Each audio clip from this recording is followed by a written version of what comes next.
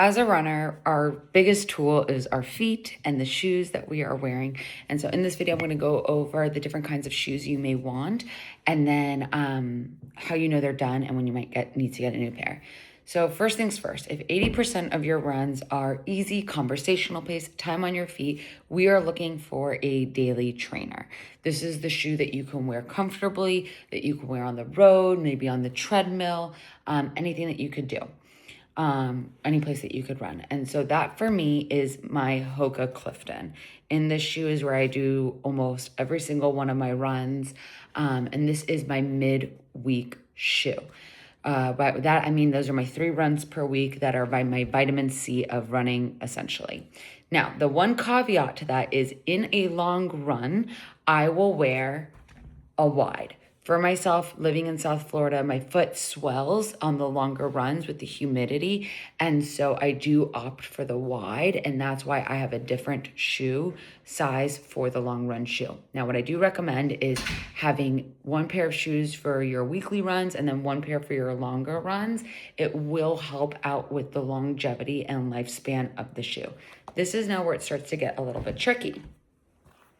I wear a much lighter shoe for when I'm doing any kind of intentional speed work. So whether this is on a track, a treadmill, or even in my shorter distance runs where I'm including some threshold tempo runs within there, I wear the Mocs. These are a lighter shoe, but they are not a daily trainer shoe. They're not marketed one. They're not created as one. I don't even like to use them as one. A lot of folks do, so I'm just kind of going through the differentiation of the different kinds of shoes I have. Then I have my race day shoe. Now, Mocs are also a great choice, or a lighter shoe, whatever you're using for your speed work, to be a race day shoe as well. Now, you might be wondering, okay, Taylor, but if I'm not doing my long runs in my race day shoe, how do I not do anything new on race day?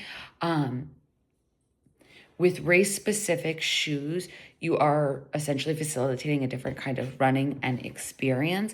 And so your easy runs, your long runs are one part of the recipe, not the whole recipe. And so you can kind of emulate the same thing for your long run, for your speed work and or your race day shoe. Now, for race day shoes, I wear a carbon plated shoe. The whole point of carbon plated, the TLDR, without going too much into it, is it basically helps with the bounce off the road. And so you are saving or shaving a few seconds here or there per mile. Do I necessarily believe the hype? Personally, I don't know, but I run in them and so I enjoy them. Now, if you do get a carbon plated shoe, you do want to try out a few of your runs in this carbon plated shoe. So whether that's a speed work run, whether that's 1 or 2 long runs, etc. Now, longevity of the shoe. A carbon plated shoe lasts about anywhere from 100 to 250 miles.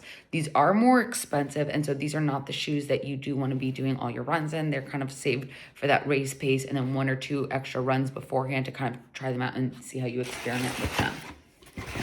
Your daily trainers will last anywhere from 350 to 500 miles, depending. How do you know you need a new pair of shoes? One, your body might tell you. So for me and my body, I get I get pain in the front of my shins, and it kind of starts to become more and more exacerbated, and or my calves get really, really tight. If you look at the bottom of your shoes, I'm going to get really close to the camera. Do you see the tread and how worn down these shoes are? Well, that's a whole different thing. But do you see how worn down those are and how these are? So these aren't as worn down because these are the ones I'm currently in the middle of wearing.